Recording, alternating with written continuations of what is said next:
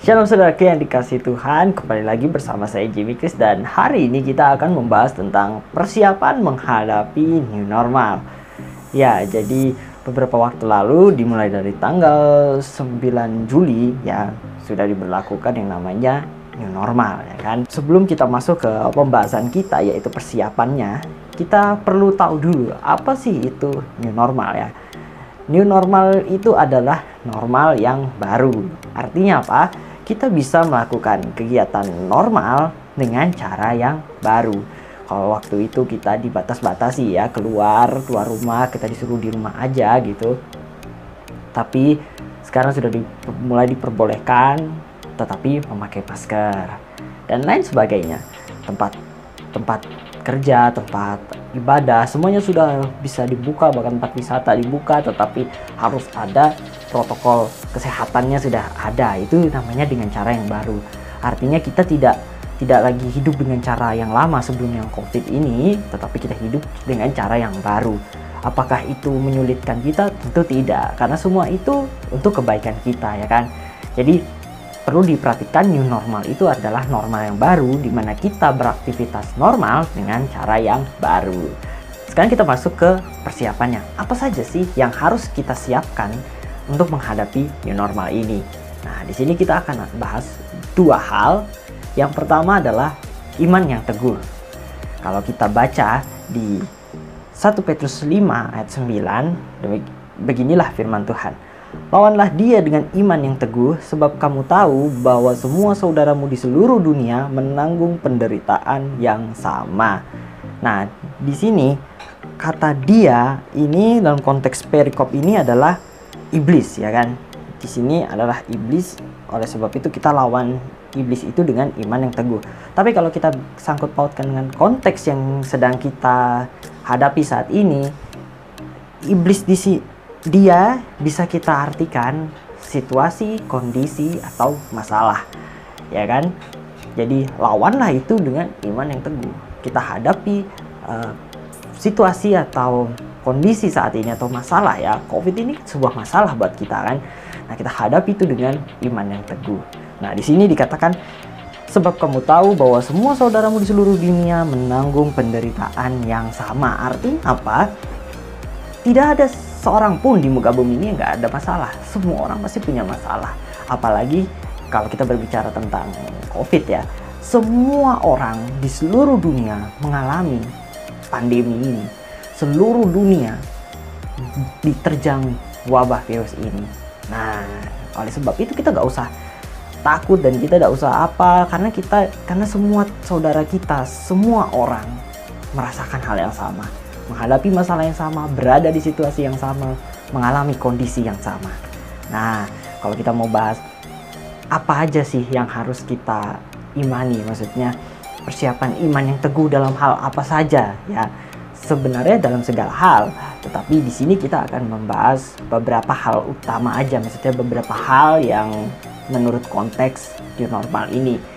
Imani bahwa COVID atau pandemi ini tidak mempengaruhi pekerjaan, ya, keluarga atau aktivitas ibadah kita atau pelayanan kita, ya kan? Imani bahwa Tuhan tetap menyertai kita, ya.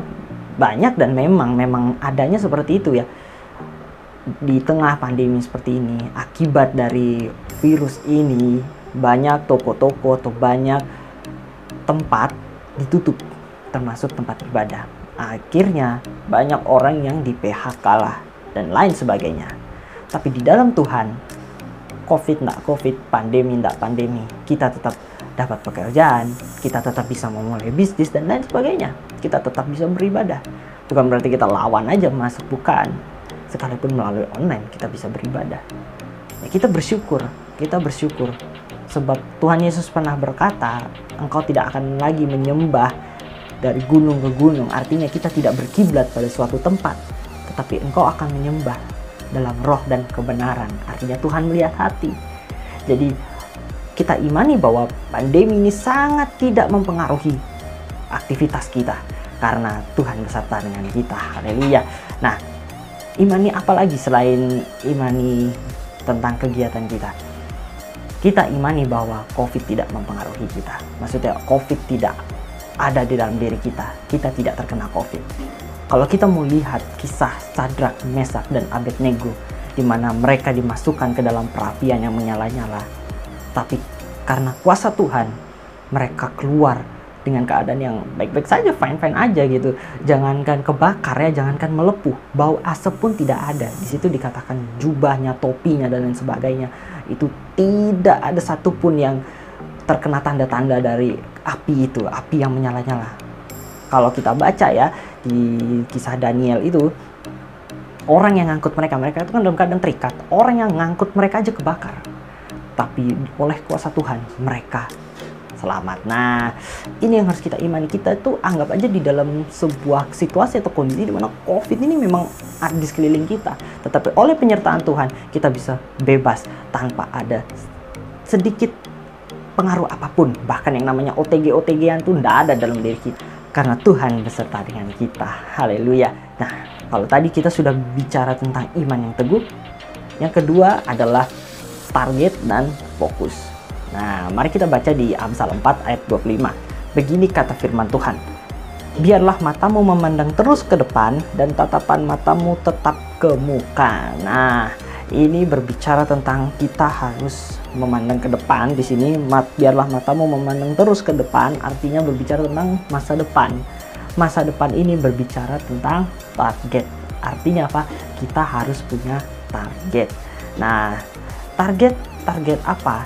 Nah, target yang sederhana aja ya kan.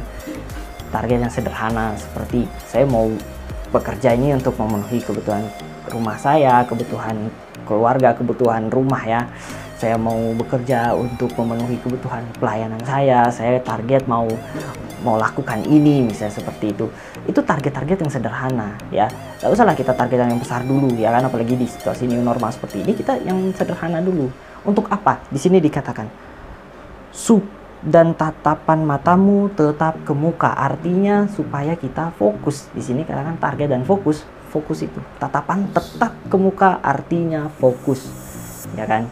Fokus mengejar apa yang menjadi target kita, bukan lagi yang di belakang ya kan. Lupakan masa lalu, pikirkan masa depan. Kalau kita bicara tentang masa lalu pasti banyak yang kait-kaitkan dengan mantan ya kan. Oke lah, kalau gitu kebetulan sehari ini saya ada bahannya. Dengerin ya. Bubur ayam, bubur ketan. Siapkan sarapan untuk majikan. Buat apa mikirin mantan kalau yang di depan lebih menjanjikan? Ya. Ya. Begitulah. Seperti itu ya, memang kan, lupakan yang di belakang, pikirkan yang di depan. Nah, seperti itu.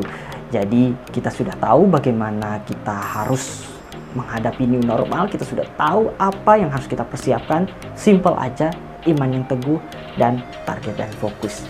Dengan begitu kita bisa menjalani kehidupan ini dengan jauh lebih baik, tentunya dalam penyertaan Tuhan. Ya, kita serahkan apa yang menjadi pergumulan kita serahkan apa yang menjadi target kita. Di situ Tuhan akan menuntun kita sampai kepada apa yang kita inginkan. Haleluya. Terima kasih. Tuhan Yesus memberkati kita semua.